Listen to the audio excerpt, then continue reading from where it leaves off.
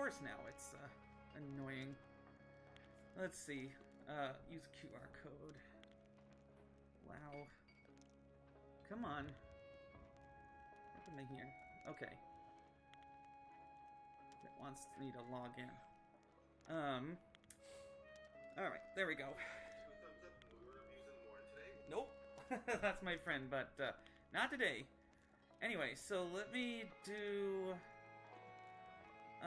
projector and output projector. Okay. Come on, please work. There we go. Okay, now I can see myself and the game, as that's all I really need. Okay, well, and I'm capturing directly from my console. Perfect. Alright. Looks like the ship's all getting set up for, I'm guessing, a fishing voyage. Because... whatever you feel like. I mean, that's probably the most low-stakes thing we can do that, you know, would be conducive to side conversations, so... Yeah, let's do that. Okay. Alright, well... Speaking of side conversations, hello and welcome to SunnyRedemption Sailing, your bi-weekly voyage for BSV Gaming News, where we're about to vote for the Hunter's Call as an emissary, and, yeah. So, why don't you start with what you want to talk about with Gamescom Opening Night Live? Because holy shit, there was a lot.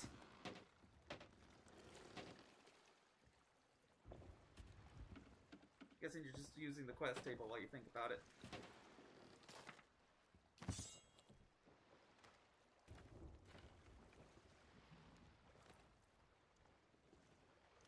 If you're talking, I can't hear you. Hello?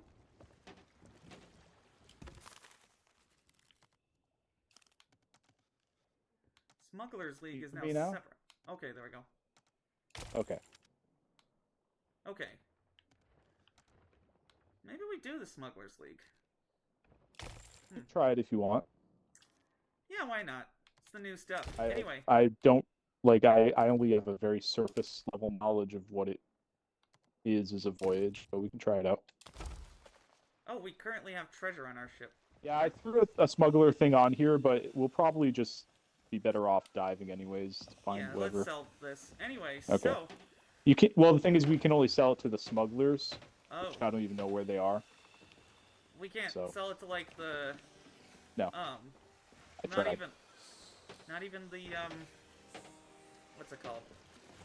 The one with that has everything. That has everyone in it. No, these new loot items are smugglers only. Okay, so yeah, I guess we just dive, or yeah, let's just dive then. Okay, anyway, so, what would you like to talk about from Gamescom first? Yeah, there wasn't that much that I was honestly, like, way into, in terms of, like, the main show and stuff. A lot of it kind of blended together for me. A few things like the Lego Batman stuff that was cool looking. Oh yeah, let's talk about Lego Batman first. Yeah. Then. Yeah, that, like, kind of just synthesizing all these eras of Batman into one thing looks pretty cool. And Reeves. Those are my favorite eras of Batman, and they are for a lot of people too. And the fact that the Lego game had to revive Arkham's combat.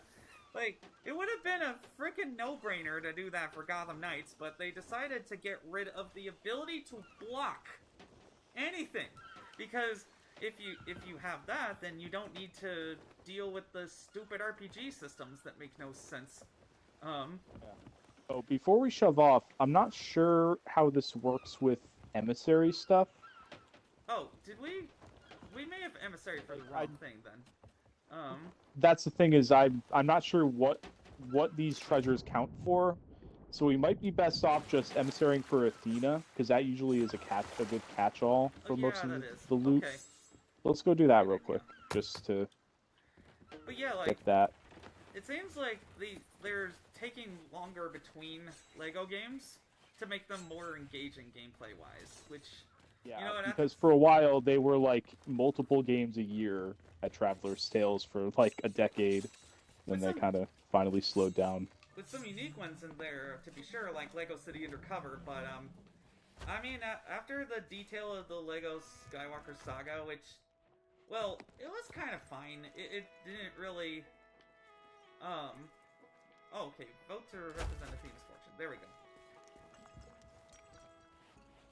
Are we emissaries now? It didn't seem to say. I got the pop-up. Okay, well, maybe I did too, but it's blocked by my giant camera. Anyway, so, like, some of these Arkham set pieces are some of the best video game settings and boss fights and such of all time. Like with Mr. Freeze. Because he actually adapts to your tactics in Arkham City. And I have never seen a game try to do that since. Where the boss is like, hey, you're doing that too much. I gotta counter that specifically. Because they really were masters of their craft back then. And, you know, a more kid-friendly introduction to that would be great for Tato, so, because he does like Superman more, but Batman's cool too. Yeah, I'm really surprised. This feels like an idea that probably should have been done earlier, because I remember the old Lego Batman games had pretty standard Lego combat by comparison, so I'm surprised they never like thought of like, oh, why don't we take the Arkham style combat, which is super popular, and like put it in one of these Lego Batman games, which are also fairly popular. Like, it seems like a perfect match that I'm surprised that they haven't stumbled on by now. Well, I think they had to try that out first with Lego Horizon Adventures, because they figured out how to lighten up that story and make for more engaging combat. I enjoyed it. I enjoyed what I played on my Steam Deck. And now I've completely broken my anti-Sony stance because, well, I pre-ordered Helldivers. As I said before the show, it seems like you're on the fence about getting it once, and I might be too. But I really did have fun with that one too on Steam Deck. I was thinking maybe I'd wait until the Xbox PC store stuff happened, but then that would mean upgrading to next-gen hardware probably, because I'm sure they'll make that part exclusive and like not do that for Xbox Series X and S now that the hardware designer is like, yep, we're wrapping up on that. I'm like, why? You barely started. But yeah, no, in theory I don't have to rebuy my Marvel Spider-Man at least, so that's good. Because I got that on Steam forever ago at a discount. So yeah, I think that the console wars are officially over because everybody's doing multi-plat and it's awesome. Whether it's timed exclusive or not, like, yeah, at least everyone is considering it in various ways. Like, it's not like a, you know, always or never sort of thing anymore. It's more of just, does it make sense for this game more than anything, more than it has been. Right. I as I've mentioned before in the past, I think that Sony's being a little bit more consistent with it, where they're putting their live service stuff everywhere, which is kind of all they have right now in the pipeline, except for Ghost of Yote. So, like, with Helldivers 2, for instance, you want the biggest player base possible. And it was Sony's idea to do that, which is surprising, to just put that out there through Sony, because they probably saw the demand. And they're like, well, we need easy money right now, so everybody does. This will bolster their live service fortunes a little bit. Because Helldivers is probably their, you know, it's their biggest recent success in that field. So, like, why not?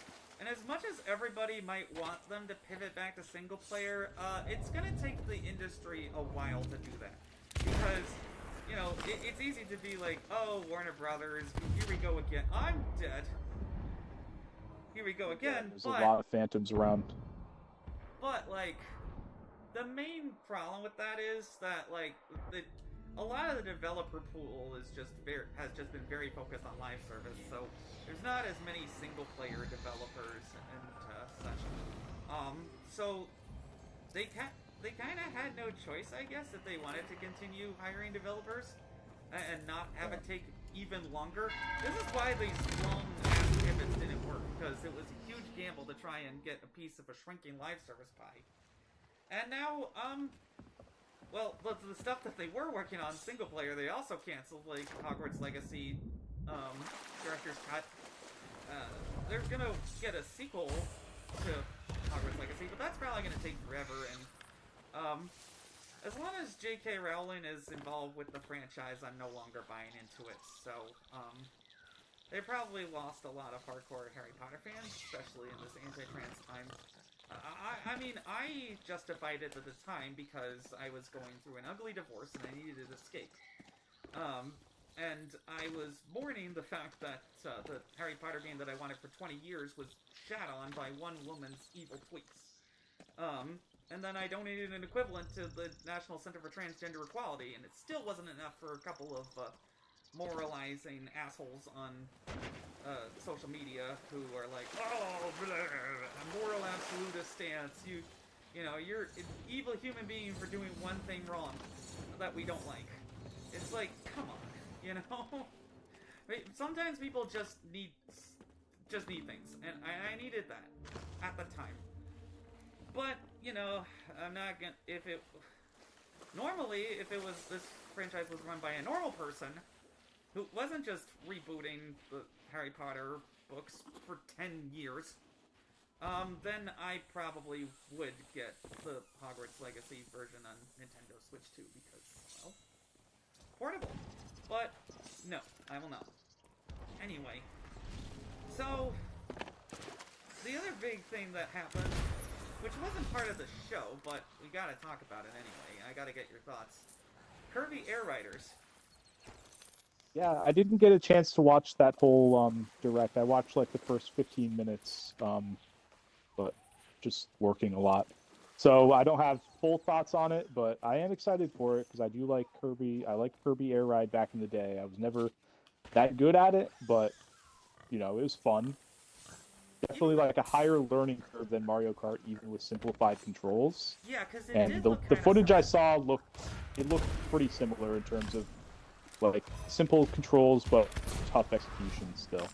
Yeah, I mean, even with that, it looked a little too simplistic for me, but maybe that's just hard to know without actually getting hands-on with the game. If it's anything like the first game, like which I never played, so I'll... Yeah, the controls are simple, but there's a lot to still learn and get a feel for. The fact that there's a dozen characters is nice. Yeah, that's a big change. Each with different effects and stuff. The main thing for me is that if I'm gonna be getting a new racing game after getting Mario Kart, an arcadey one at that, I'm gonna need it to be one that my son is familiar with, or at least has familiarity with a lot of the characters, because that's where Sonic Crossworlds is gonna have the edge for me this fall. I mean, he's gonna love playing Sonic and SpongeBob. That's kind of the whole deal. He's never experienced Kirby anything, and I barely have either, so that's probably gonna be the deciding factor for me. I'm sure it's a great game for people who like that sort of gameplay, but $70 for every Nintendo game? Come on. Like, $70 for Donkey Kong was more than justified for me, because now I have put 70 hours into that game since launch. And I have 822 bananas found. Oh, wow. So I'm pretty close to 100%ing it. Yeah, I haven't mentioned, but I did beat the final boss at least of that game finally. Okay, so I ended with about from here on out. Yeah, I ended with a little over 500 bananas at the end. Yeah, that's approximately. Yeah, that was I was very glad I wasn't spoiled on that. That was seeing such an amazing again twist, was really cool. Even though Yeah. I kind of had been spoiled. Not because I had particularly much emotional attachment, but just because that was such a cool twist villain, and this was my first time feeling the fake out credits. Though it got a little bit annoying, like every time that I died to the boss, to have to go through all of that again Oh, does it do it over and over again? Yeah, that would get annoying, I guess.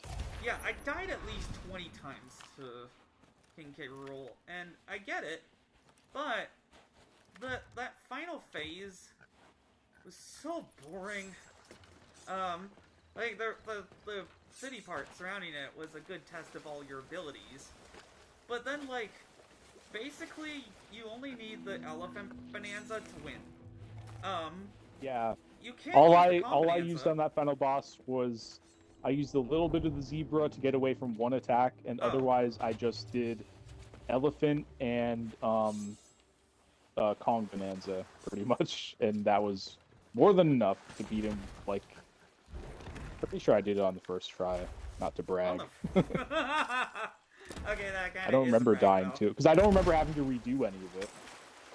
Yeah, it really was just a lot of it due to the frame rate issues that the boss battle causes. Oh, yeah, when he did his like big attacks, that was pretty tanked the frame rate pretty bad. Pretty much the only other thing that has for me is elephant mode when I'm sucking up like the entire frickin' map in front of the camera, which is to be expected. So yeah. I am not very annoyed about that. What is that other guy called? Is that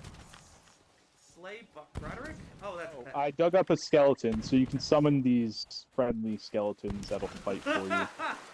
I'm not sure if they can board your ship or not. I guess we'll find out. Yes, we will. That would be pretty but I got awesome. I got the last smuggler's item, so we can head back to the ship. Yeah, I mean, so far so good. Yeah. All right, so let me think. Because the only the only other game that has broken my Donkey Kong Bonanza addiction is Tales of the Shire, which I just got today and put a couple of hours into.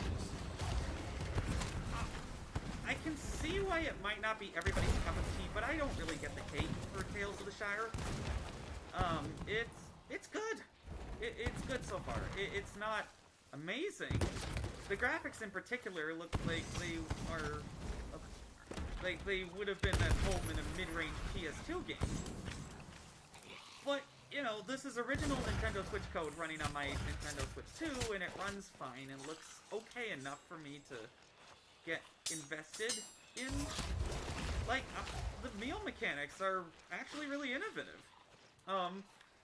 In other cozy life games, you're basically just putting ingredients together, but like here you gotta consider texture and tenderness and how the ingredients and flavors work together. I'm sure it'll get deeper over time as well, which I'm really looking forward to. Because I actually like going out and foraging for mushrooms. Sure, it's walking back and forth simulator, but sometimes you need a cozy game like that, especially after some hard bonanza challenges. Yeah, I did the so far after I beat the game, after I beat Bonanza, I just did a little of the post-game stuff because I marathoned the last like 2 worlds of that game, so I was like 4 hours in when I beat it in that session. Man, so after that, I just did the Kong Bonanza rehearsal, and I was like, all right, I'll leave the rest for a little later. Yeah, the Bonanza rehearsals. Maybe take a little break. Okay. I think I like the Snake one the best. That's kind of vague memories now after doing many more challenges since then. Because, like, you know, I did one run, I've done one run of the of all of them, and then now I've done a second run for Con and Zebra and gotten all the bananas. Because, like, with the side bananas, you know, it's not worth stressing over that your first time trying to do that. You're just getting through. And then you can do it later. And then there's something about, if you pop extra balloons, I'm going to give you a disc. I wonder if bananas are I tied didn't to find that, them all. Yeah, I didn't find them all on my run through. So I'll have to go back at some point. To that, like the style shop, because I am not looking forward to some of those bananas where it's like, oh, you have to do all this arbitrary stuff that you kind of ignored the first time, like the fashion and such. I get it. They really want you to do that, but I also don't like it as much. you have to wear specific things for this fashion critic. The other thing is I didn't run into that yet. Okay. That's the first one I encountered was in Underground World, and I just had in Baboon Town, and I got gold everything. So yeah, there's that, and then there's another one in the freezer layer that I still have yet to do. I'm like, okay, I need a zebra like shirt, and then giraffe breeches, but I'm trying to figure out how to get that, and I'm like, I'll do that later, because there's other easier bananas. That's part of the help with the grind, is that, like, there are easier bananas to make that feel a little bit more momentum-y, instead of like, oh, I'm stuck on this banana, then I'm just stuck on banana. Because, well, there's always just the chance that you can just obliterate the entire environment to get enough gold and bananium chips to trade at the chip exchange. Because, like, I think 700, high 700 something is the bananas that I've actually collected from challenges, and then another, like... Yeah, I think there's, like, 777, like, bananas in the world, and then you can get, you know, just exchange chips for the rest. Right, yeah, and that's just easy to grind. But, like, it's fun because, unlike, say, DK64, which was trying to ape, no pun intended, you know, rare platformers, this actually leans into its strengths to really make everything innovative and fun. I mean, the dig mechanics alone, if it had just been Donkey Kong, would have been amazing on their own and already, like, Game of the Year material, but then the Bonanza transformations I've really been getting into. Like, I just was, like, going around doing that for a little bit today while listening to a historian talk about the late Bronze Age collapse. 5,080 stuff, but also fun to listen to in the background while dropping egg bombs as an ostrich gorilla. This game is so much fun, and if Metroid Prime doesn't steal the show, this is probably my game of the year. Either that or the Outer Worlds 2, but I don't have the highest hopes for that, other than being on Game Pass. I'm pretty high on Bonanza. I think I like it better than Odyssey, at least. And I did like definitely. Odyssey a lot, but it did wear out its welcome a bit faster for me. So I don't know if, like, because right now I'm a little burnt out on Bonanza just because I've been playing it in marathon sessions when I do play it. So I'm probably going to, you know, give it a week or so to cool off and come back to it and try to 100% it. But for now, I think it's probably, like, just under Expedition 33 for me. Very close, but... Yeah, I can see why. I'm still very lost in that game, but I also got more games recently that I'm trying, or that I'm going to, like Hold Fast Nations at War, for the Napoleonic Wars stuff, because I'm a huge nerd for that kind of history. And, what else? Oh yeah, I got a physical version of Date Everything for Nintendo Switch, because I'm super curious about that game. I don't have the highest expectations for it, but the concept is intriguing enough, and if I don't like it, I can always trade the cartridge in. That's the other thing is that, like, wherever possible, I'm buying physical for Switch or Switch 2 in order to, you know, in the long run, I guess, make it a little bit more affordable. But, let's see.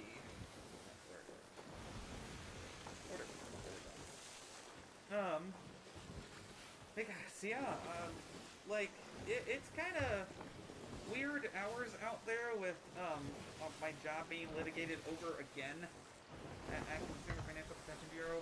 The Circuit Court of Appeals just lifted the injunction, but also stayed their own order for 45 days, so it's just another limbo for a little bit. Let's see, I got, Operation Wolf Returns. That's apparently a light gun classic. Yeah, I know Operation Wolf. That's really good. It's a very, very old light gun game. Yeah, that's like one of the original, like, electronic light gun games. I got Skydrift Infinity, which is basically a mock clone from the PSP. Arcade flight racer, with all sorts of power-ups. I don't know if you ever played that, but No. I did when I got a UMD and everything, just to experience it as it really was. And that game was good. I put in quite a few hours of that on my PSP when I had one. But yeah, it's like just amazing arcade racer for $5. Tormented Souls I haven't played yet, but it's supposed to be a Resident Evil-like. I guess I'll see how that is, but I'm always eager to try out new genres. Like with Amazon, the Explorer's Legacy.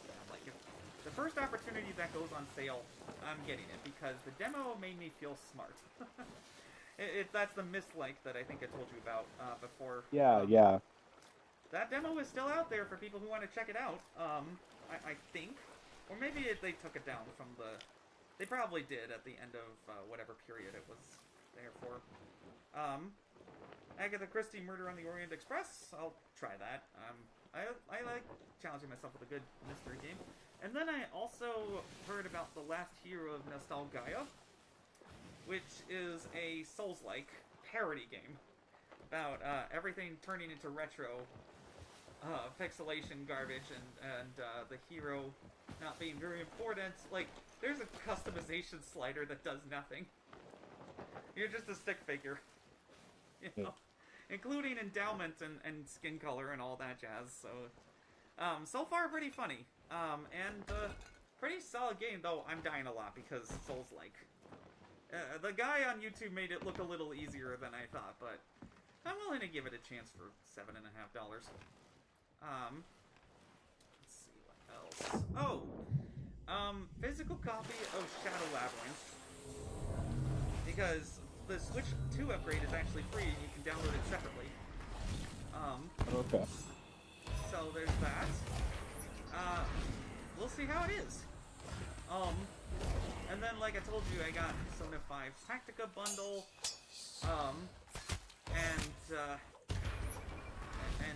oh wait, with, what was that?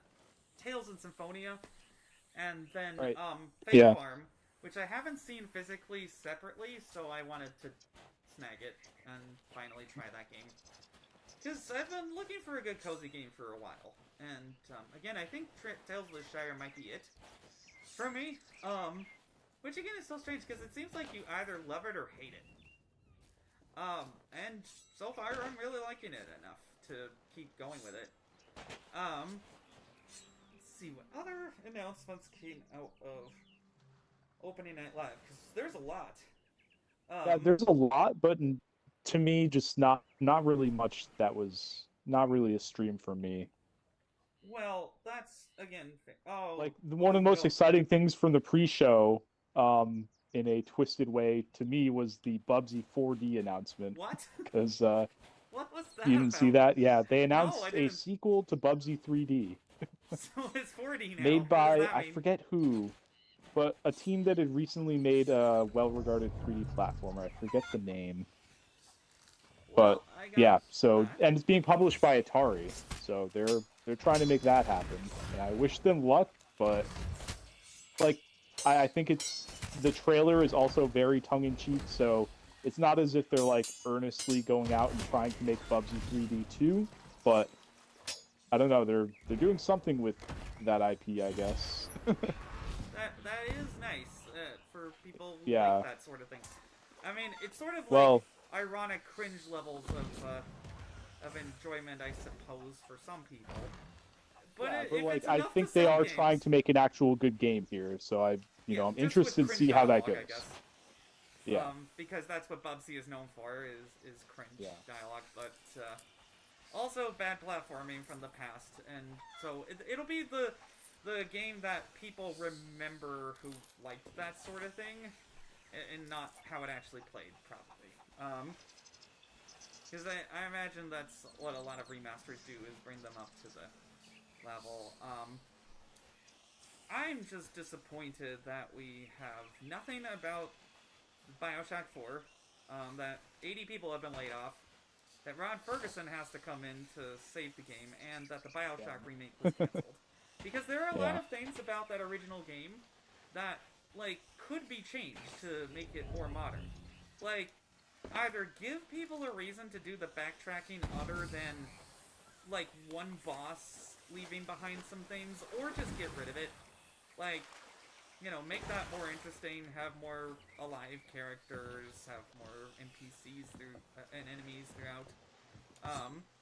You know, better particles and such for all that. Because I've played Bioshock recently. The controls are very clunky. It's a game from 2007 that was trying to figure out magic and guns at the same time on the controller. So I don't really blame them or anything, especially because they'd only really done System Shock games on PC, and we're going to port it to PS3, but then had just the worst technical time with it, and so that was why it became an Xbox 360 exclusive, was just because it ran better on there. And then they did it a year later with PS3, with exclusive Survivor challenges that they ended up putting in the remaster. But, like, I would have thought that they could have at least, you know, had like a super performance mode for current gen. You know, 120 FPS or just better resolution. I don't know. I'm really nervous for Bioshock 4 because it's like, oh, we're gonna put all these resources into GTA 6 because we know it's gonna sell well, but we have to cut 80 people. I mean, that game was taking forever. It started in 2015, but it's like, why? You're not in trouble as a company. They're gonna get a return on that 10 years of investment into GTA for sure. Yeah, and that should subsidize everything else. That was how it was supposed to work. But that's not how it does. And so people will lose their jobs because of creative indecision from the pre-production level at the studio leadership. And that just irritates the shit out of me. Along with the price increases for the PS5. For everything. As if the PS5 Pro wasn't more expensive enough. They're gonna have it be $750, and then PlayStation 5 Digital Edition is the $500 one, and if you want a disc for the basic PS5, it's $549 US dollars. That's frustrating. I know the economic conditions and stuff, but it seems like if they're not gonna like be trying to draw people into their ecosystems with the price increases, it seems like they're trying to squeeze their fans on all sides. Nintendo is doing it, Microsoft is doing it. They're probably gonna have $1,000 next-gen consoles. Especially with the NPUs that apparently are going into the current-gen things. Or the next-gen things for Xbox, excuse me. So that's just, like, ridiculous, though. Because, like, okay, what exactly will these bring in any kind of short term? Like, it's gonna take developers years to get used to the idea of NPUs in games, and that's if it's multi-plat. Like, if there's that on PC and PS6 and Xbox, then maybe they'll do that. But they probably won't, because the Nintendo Switch 2 does not have an NPU. It has an AI, like, chip for upscaling, I think. But developers haven't even taken advantage of that yet. Not really. Not even Nintendo. I think, like, maybe CD Projekt Red is the only one that has with Cyberpunk. But that's about it. So it's like, what are you actually trying to sell people? Is it more interactive AI? Because that's not going to come for a while. So no one should be rushing out to buy these new consoles when they come out, I don't know, next year or 2 years from now. But I've also heard that they might delay the PS6 to try to avoid tariffs to like 29, when the old fat ass in the White House who's trying to take over the world is for good. Anyway, I'll get to that part with DC because I'm frustrated. Man, really sucks. But anyway, good news is, for the most part, I had fun at my sister's wedding. Yeah, that went well. So yeah, we where we were in the city in Brooklyn, and at the rehearsal dinner, people really liked my speech. I was like, oh my gosh, my little sister's getting married, where did the time go, etc. And it was nice to meet the groom-to-be's family. The only thing was that I had to cut my toxic cousin out of my life forever. After he relitigated the, was like, oh, you should have backed away when people attacked you last year. I'm like, update your information, first of all. I haven't been attacked since then. And second of all, don't victim-splain how I should have behaved, because I got out of there safely, I recorded them, and I backed away. That's what you're supposed to do. It's just that, well, he's very overprotective of me. Also thinks my fiance and son are scammers still after I've been dating her for 11 months. And have met them in person, and if this kid is acting, then give him a fucking Oscar, because he really, really loves me. And I'm about to see them in a month. So, or a little bit over, in October. And so, that was frustrating, but, well, he ran away like the coward he is, and has cut off all contact with the rest of the family. For good. Whatever.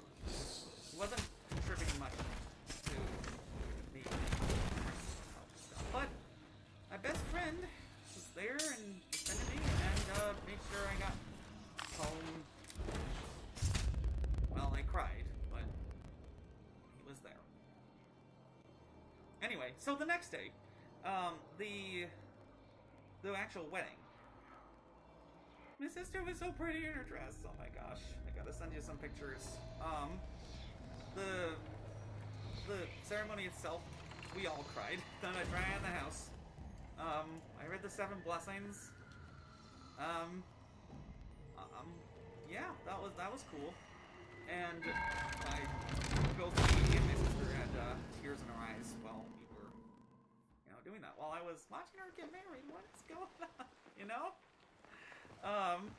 It still hasn't kind of sunk in yet that she's married now.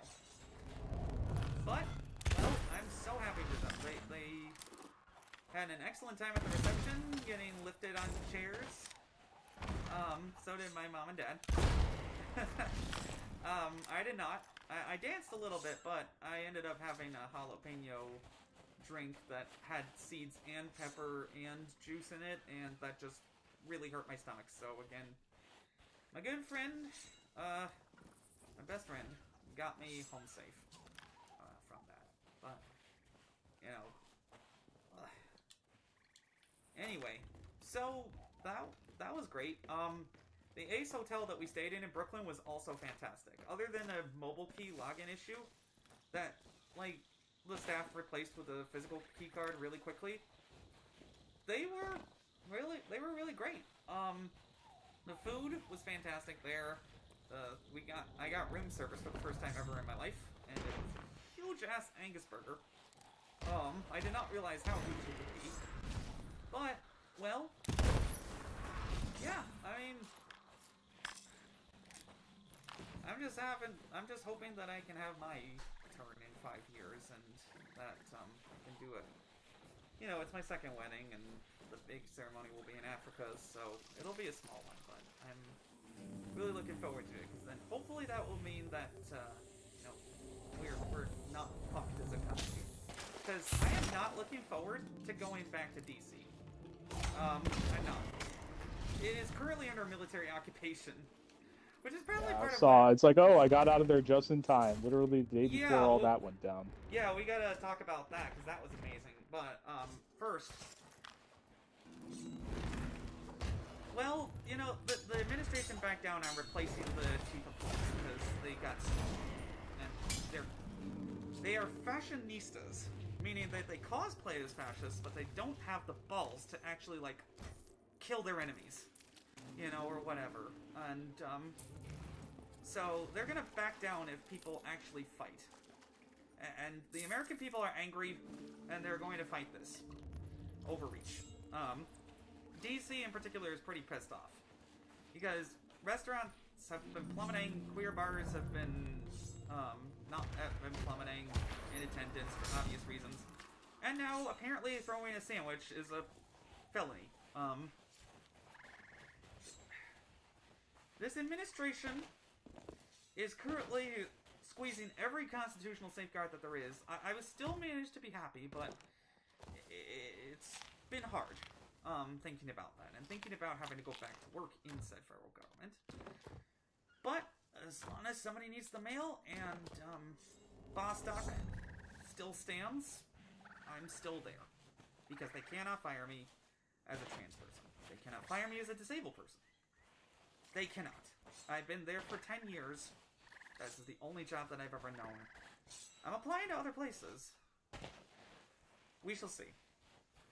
But, yeah, so the weekend before this last one, when, with my sister's wedding, you really did me a solid by bringing me up there, but beforehand, like, really distracting me from all of the crap like you do with video games, and that was with the Xbox 360. Oh, our ship's very much on fire. Oh, what? Uh-oh. Oh, no! Crap! Oh, no. Okay. Guess we're talking about that later. To it. I don't know if I'm gonna... I mean, there's no other ship around that I see. Yeah, so... I don't see how anybody else could have done that, so maybe it was just a black powder barrel that... Oh, God. Yeah, that looks bad. I had the black powder barrel on... I'm just going for the sword leap. If I get a little injured... Okay, that wasn't too bad, actually. Alright, I'm just gonna start putting it out and plugging the holes. Yeah, definitely. I think that maybe it was the skeletons that shot it and set it on fire. Because they've been shooting at our ship for a while now. I'm gonna kill these guys. Or the phantoms, excuse me. Yeah, I'm a little bit tired because it's been a fast-paced weekend before,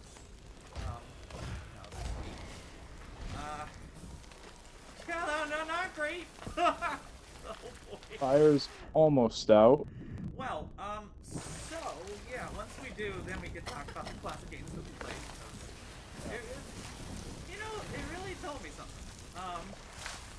Oops, well, I'm gonna pick up that water and start for... Yeah, I'm just taking the water that's coming into the ship. Fire that we've had. Yeah. One of them was, me overcooking fish because I died in the middle, and it burnt down the ship in the middle of the loading screen. Of food for our deaths.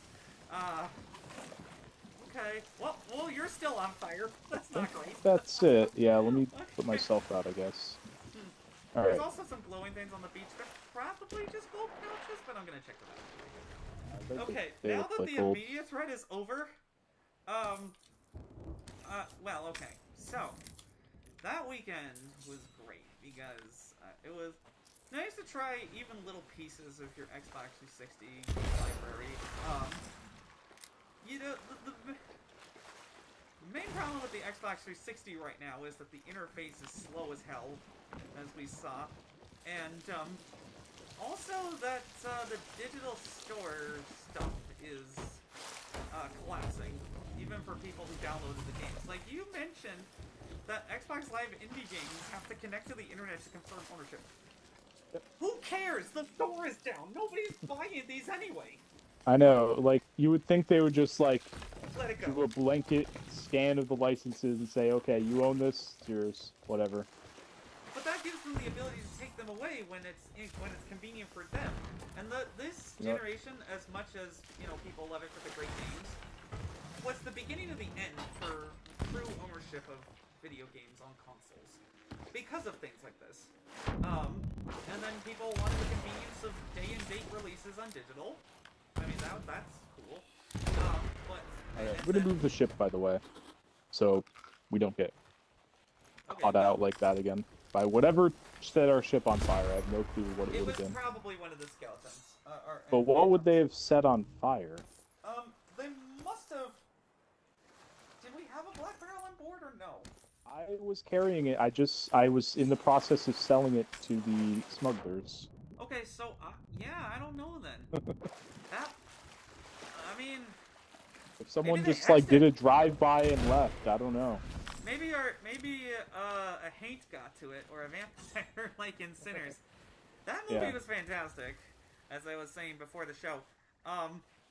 Like, a little bit of an abrupt ending, but, like, I kind of get it. You know, because you can probably guess how a lot of vampire stories end. Oh, okay, something's catching our ship on fire. What is it? What is it? Oh, gosh. Yeah, it just started spontaneously combusting. I have no idea why. What is going on? Oh no! What if our treasure could be doing that? I'm looking around. It came from like the bottom of the ship. Okay. Yeah, what is going on? Okay, that's just weird. I think I know. There's burnt snake on the stove. Oh no! Not again! Not again! Catching it on fire. No, God. It started from where the stove is, and I looked on the stove, and I'm like, oh, well, that would explain it. Oh, that's brutal. I'm sorry. Not again. We caught it in time. Do I have my cooking privileges removed? I mean... Oh God, I'm so sorry. If you want to double as a firefighter, then, you know, cook away. Yeah, I'm coming back, I promise. I just gotta get there. I just let the ship go straight while I dealt with the fire. Okay, well, I'm just gonna mermaid in then. I'm coming back to the island. I just had to deal with the fire. Okay, so nothing on the stove. Yeah, you got... Oh my God. I mean, it was logical for us to suspect the black... We're gonna take a hit here turning. I just had to check the stove real quick. Okay, well, just to be sure. When we get there. Yep. Oh boy. Oh God. Alright, I'm repairing. Don't worry. I think there might also be a hole in the front, but, well, you know what? I'm scooping up the water just for the next time that my cooking sets the ship on fire. No, I won't let that happen. I was trying to help out with like the combat and stuff, and just wasn't paying attention to that part. Yeah, it happens. It happens. Okay, so I see. There's the other hole because I heard 2 splinters, and here we go. Okay. Now that everything's been resolved, so the games that we played on Xbox... And now there's a skeleton shooting at us from the island. Of course there is! Can you leave us the fuck alone? I'm just trying to get us closer to the actual smugglers so we can sell the stuff quicker, but that might have been a bad idea. So are the smugglers, like, on every island? Or... Yeah, you just have to find them. I just had to wander around with it, because it seems like they're all in, like, caves. Okay, so they don't have a shop. No. So the initial clue that was on our treasure, if you saw, was just Northwest Beach, which led me to the Northwest Beach, which led me to a journal, which didn't really give me much info, but then I was like, well, I know where the caves are on this island. Yeah, I'll go up and beat this guy. Yeah, that's better, because I don't have the right angle for cannonball. I think I'm also going to try sniping him, but, you know, whoever gets there first can claim the kill. Anyway. But yeah, so the I think the smugglers are all in caves, is what I'm getting at. So I just like wandered into a cave near the beach, and there he was. So I see. Well, that's why I wanted to bring the ship closer to where the actual cave was. So hopefully, there he is. Now that nobody is attacking our ship, please, or setting it on fire. I got him. Meaning me. Okay. So the games we actually played on Xbox 360 were intriguing, at least. I mean, we got about halfway through X-Men, the arcade game, just by spamming stupid power bullshit. But, like, that... I could see how that would be a really fun time for a 6-player party back in the day. Yeah. I love that cabinet. But, yeah, I mean, it's nostalgic for a reason. It was revolutionary at the time with 3 CRTs together, to support 6 players. And, so, having it on a home console is fantastic. It's easy money, Disney, for you, since you're looking to make easy money, and, Fantastic Four appears to have been a bit of a letdown at the box office. I mean, $700 million should not be a letdown, but the budgets are insane now, and so are the salaries. Anyway, more to the point, like, you're about to have an X-Men revival in movie theaters, for Doomsday and stuff, so, you know, maybe throw people a bone and let the, and let the old-gen just Marvel games out. Because there was supposed to be some negotiations around that. But then they stalled, and Microsoft just hasn't done anything with backwards compatibility since. Like, it would be amazing to get the Deadpool game again, you know, just to have it out there and licensed and stuff. 'Cause, I mean, it wasn't very good when I rented it from Redbox, but people should be able to experience the not very good gameplay if they want to. Or the classic Spider-Man gameplays, because the only way I got to try it, like Shattered Dimensions that I have, is the Wii U. And that was not very good. Because of the way the Wii was set up, with the lack of second analog stick. It makes it very clunky to play, and I was just like, there's no way little man is gonna be able to understand these controls. This is ridiculous. So, I mean, he's very smart. Maybe he could have, but like, then I had to sell the games for the most part, and you know, I'll just bring down my Switch too. That's way easier logistically anyway. And then if I still have donkeykongbananza by then, and haven't sold it, I will play it again with him, or just play the 100% things, and you know, have him be Pauline shouting whatever, you know, at the terrain. Because that, you know, as clunky and kind of little brothery as that mode is, it would get rid of a lot of terrain very quickly, especially if you copied golds. So, you know, that's helpful, I suppose. But it was also kind of emotionally cheating by having Pauline be 13, but act more like 9 or 10.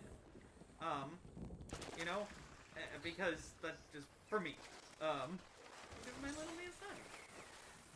Why is there a black powder barrel on the back of this rowboat? Seems like that would be helpful in some situation, but not here. Let me check the rowboat down. Anyway. So, like, yeah, the other one was Star Trek. If my controller was functional, I would have liked that a lot, because I do remember liking that game back in the day. Yeah, a lot of the reason why we ended up not playing as much Xbox 360 as we wanted to was because your old controller was having stick drift issues. I mean, to be fair, it did go 18 years without that, so it held up pretty well until like past month or so. And my modern Xbox controller has drift with when I connect it up with Donkey Kong Bonanza. Although that using an adapter and all that. Although I think it's more just that maybe the dead zone is a little bit small because of how tiny the Joy-Con 2s are. Even by, you know, just by regular controller standards, they're far larger than the Joy-Con ones, and that's so much better. I forgot how toy-like the other ones could be. I'm just very nervous about my battery level at the moment. From my laptop, that's the only thing. Because my dedicated Surface Charger is somewhere at home, I think, but it might not be working well, and so I'm putting out everything with USB-C, and that's not great. It is not loading the power and battery menu for some reason. I'm just hoping that I can, like, put it on low battery mode or something, because it's declining by the minute. Can you don't, please? Ow. Oh, God. Oh, God. Ow. They're hitting me. I gotta lower brightness by a lot, because I'm very worried that this might not make it full stream. Okay, that should hopefully buy me a little bit time. Rare achievement! Yay! I got something too.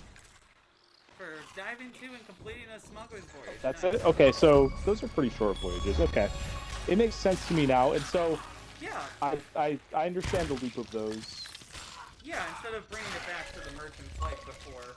We still have other loot. So basically, I don't know if you saw. Well, it's disappeared now, but the there was more loot that we could have gotten from that because there were optional skeleton ships we could have fought, but I just like missed them on the way up. That's okay then. Yeah. So they were on the map square B9, and I think I just barely missed it. Okay, that's fair.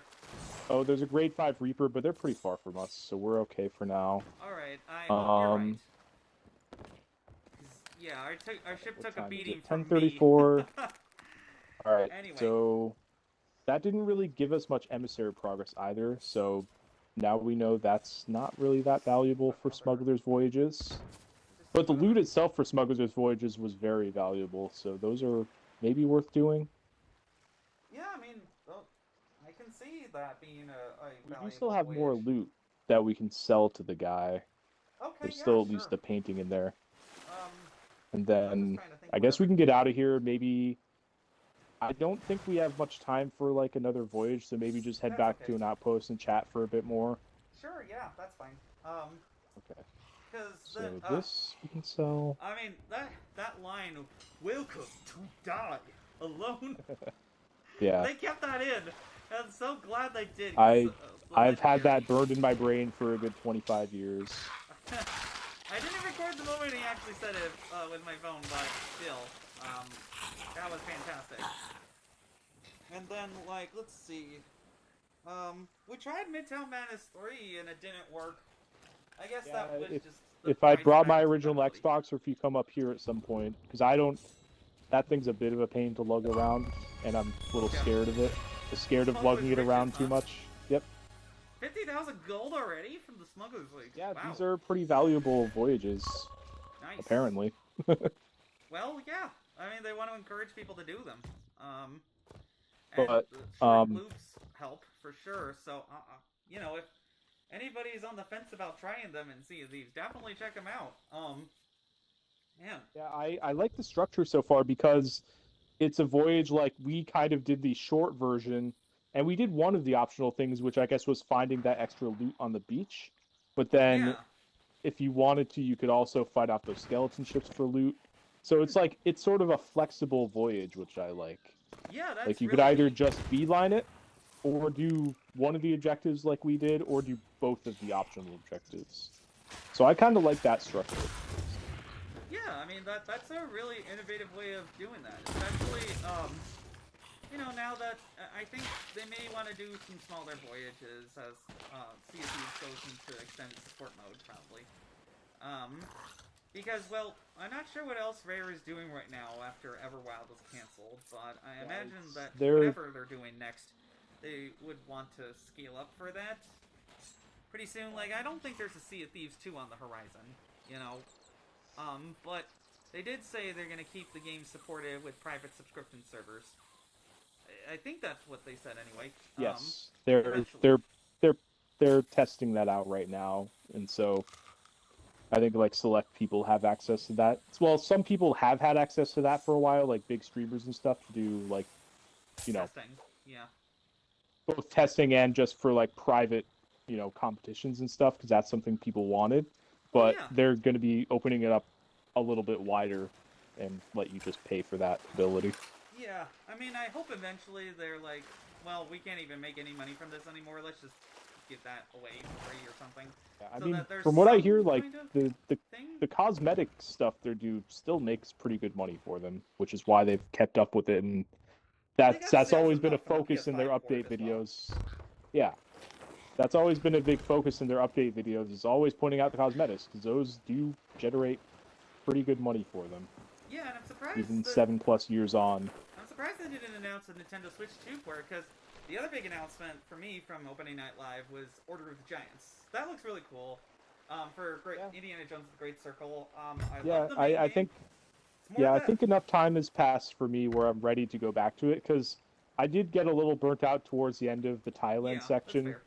I kind of, like, I didn't go for, like, the true ending. I was like, well, I have a few more of these I didn't find, but I'm just going to look up the true ending on YouTube. Oh, I didn't realize there was one. Yes. But If you well, collect all that of the makes- little trinkets, the like, cylindrical ones, I see. there's a thing at the very, very end of the game where you have to insert literally, I think, all of them into a thing. And if you do that, yeah, I think you I get kinda a super remember secret that. thing. But Yeah. yeah, no, not the biggest thing for me to do all that. Yeah. But yeah, like the end of Thailand, I kind of just really speed That was- ran through. I was like, all right, let me just see this through. So I had other games to play at the time. That was a real pacing killer. They should have put that in the middle. In my opinion. Until like after a lot of the big Anchor, set we piece have stuff, stuff there in was. the water. Oh hey. All right. Yeah, after a lot of the big set piece stuff in the middle, there's a lot of just moseying around in the boat still, which Yeah, you know I very was fun cool with mechanic. up to a point. Yeah, it was not very fun, in my opinion. I get why they were doing it. It is very accurate to Thailand. But at the same time, the way everything was spread out and, oh, now there's more side quests, like, it really did kill the pacing. Yeah, the endgame side quests, I didn't do all of those. Like, there were a few where it's like, oh, you have to go back to every other locale and find these things. Oh, well, okay, yeah, I didn't really do that. Yeah, I did one of them, and then I was like, alright, I'll come back to this. So maybe once Order of Giants comes out and I'm more in the mood to play it, I'll go back and clean up those.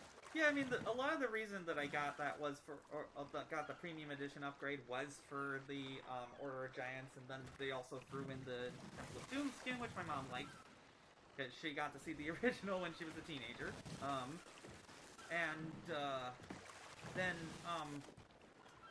then the like, what, 3-day early access, all of that was enough for me to upgrade. For me, the early access is not why I'm getting these premium editions. It's for the you know, bonus stuff. There's all sorts of reasons anybody could do that. Pick up decorative conquer. Climb in. Okay. Anyway, ooh. Apparently, this is slightly damaged, so I'm gonna repair it. At the bottom. Anyway. So... Yeah, I mean, again, it's more of Indiana Jones, and I like that. And, you know, it's good that next year Nintendo Switch 2 will get it, but I'm a bit wondering how the performance will be, because this is barely more powerful than a PS4, and has just a lot of secret sauce applied to make it run well, all these things. At basically slightly better than Steam Deck performance levels, which is pretty good, but again... This is the new floor, and Nintendo is writing it, so that means innovation is going to be held back.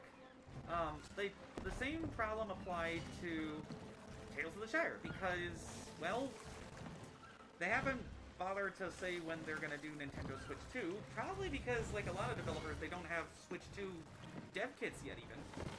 And, you know, just having the backwards compatibility there means it'll run better. It won't look better and stuff, and... Honestly, backwards compatibility does limit innovation, because supporting multiple generations of hardware at once means that you have to do for the lowest common denominator. You know, it's great when people do dedicated things like Apex Legends or whatever. Why is it not letting me dock the rowboat? If you get out of it and look towards... Here, I got it from here. There we go. Okay, there we go. You can kind of magnetize. If you just look towards the ship, if you get off the oars and look at the ship, it'll usually let you dock it. Okay, well that's kind of clunky, but, yeah, no. Like,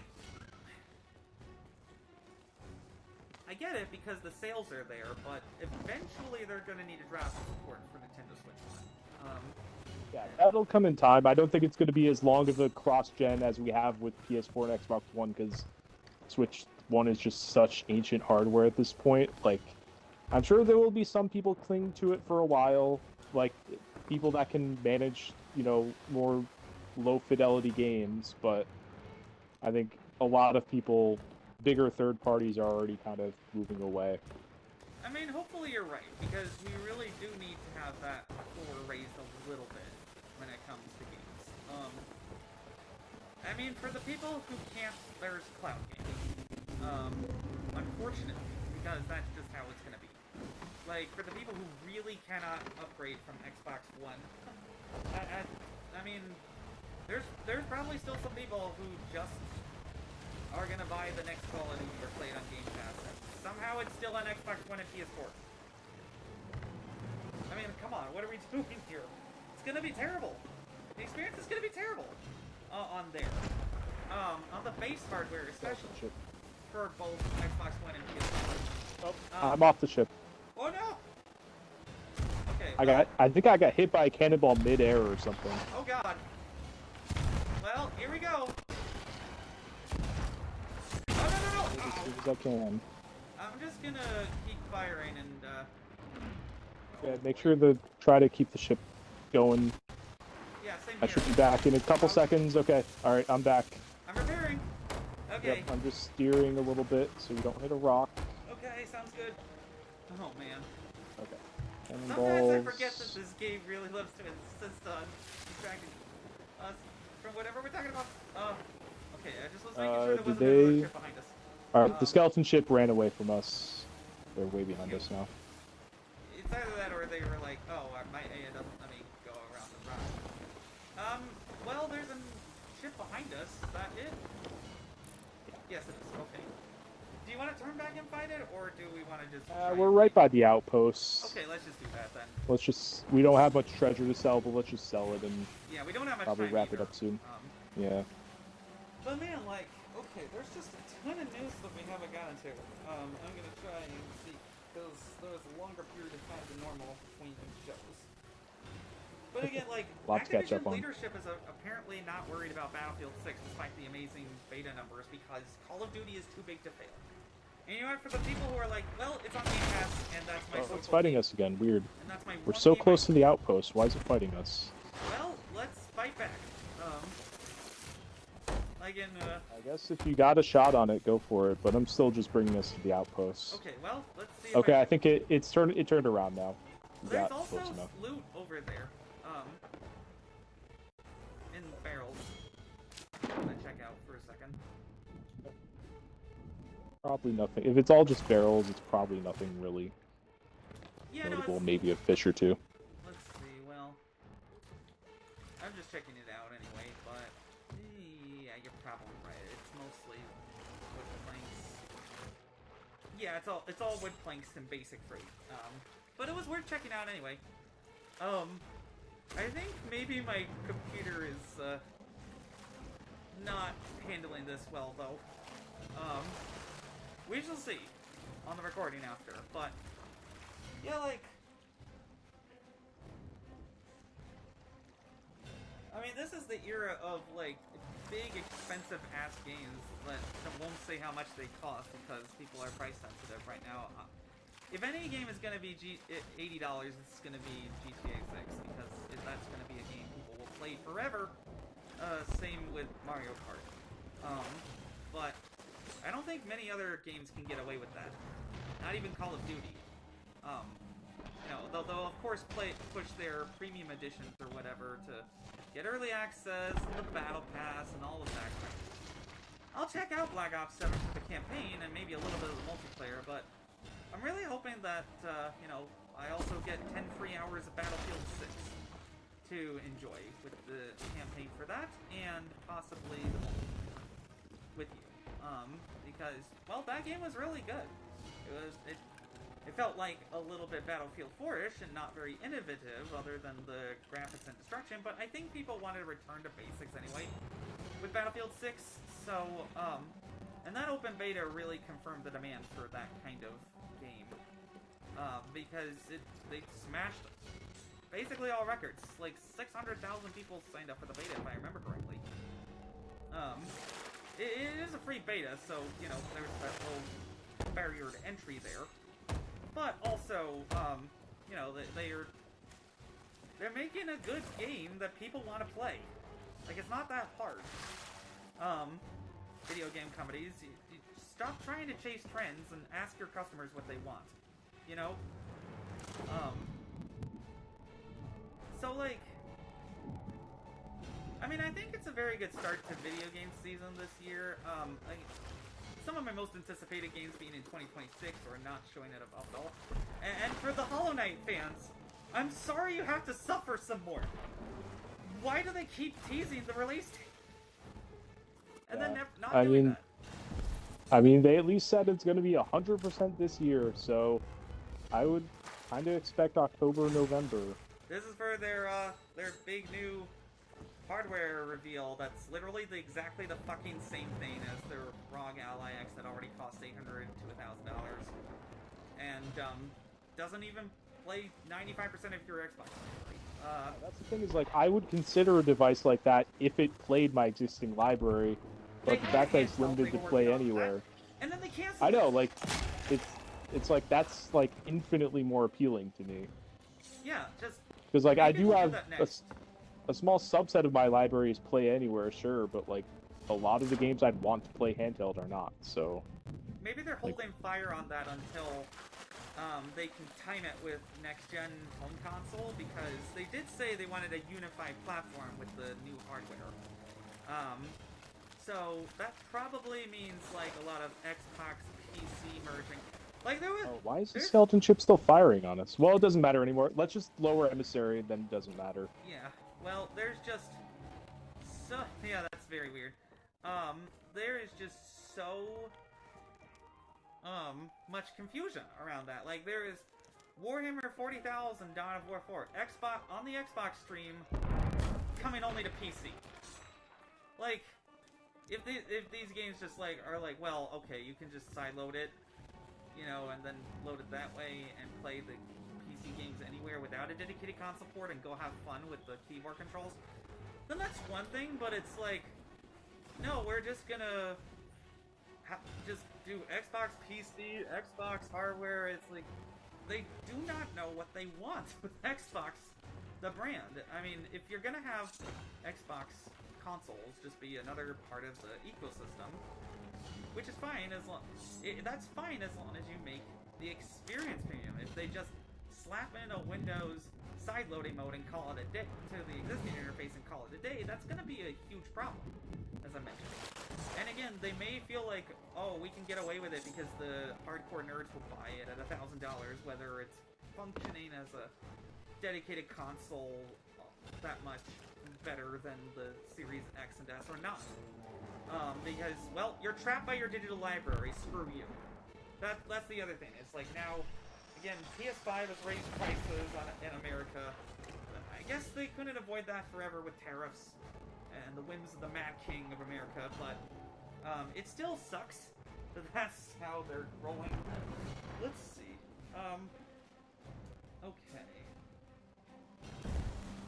I mean, the other big thing is that Crafton and Subnautica 2, like, somehow they are in a $250 million lawsuit over bonuses to the CEOs or not. I'm like, maybe this is why games are costing so much, because the budgets are so mismanaged. I don't see that slowing down anytime soon for AAA developers, as long as they can try and squeeze every bit of money that they can out of microtransactions, and then suddenly are chasing trends. Because, like, this has happened in the world of movies too, with Pedro Pascal being overexposed. I was just listening to Bullets and Blockbusters about that. Because Hollywood doesn't know how to pace itself. They see the next big thing and then they milk it to death. And that's what's happening with video games too. And the death could be the end of AAA as we know it, but the AA developers would fill their place very easily, I think, if they went away. You know? Like, I think Palworld could make smaller games that are good, like the dating sim for Palworld, or the RoboCop Rogue City Unfinished Business developers making that as a separate game and an expandalone at that, instead of like a DLC that you had to buy separately on top of the game. So you know, pretty good show, I think. Not a lot that's you know, innovative or anything like that. But we're getting good games at the end of the year, it seems like, and into next year, we're getting games. You know, maybe a new, cheaper cloud subscription will help people get into gaming more. Maybe AI is the way forward, and we're just all Luddites, but, well, we'll see what happens. Anyway, you all have a good night, and hope you enjoyed SunnyRedemption Sailing. Anyway. Yeah. So, before I log off, Yeah. I think the next day I'd be around, because I've got a busy weekend, so I'll probably not be around then, and I'm working Monday and I think Tuesday, so maybe like Tuesday night. Yeah, I'll be back in DC by Tuesday night, and that could be a good time for just an offline thing, because I'll have to go into the office the next day, and we'll find out whatever we want to play. Like, I would totally just go through Gears 4 again with you. It's been long enough that, you know, I'll see what the next